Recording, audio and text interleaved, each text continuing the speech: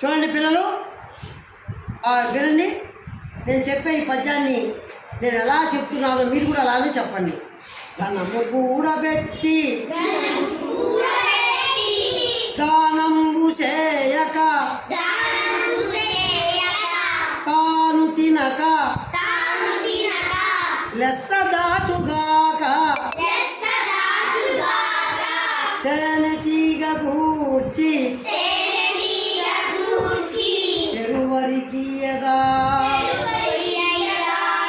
విశ్వదా విరామ విదురవేమా.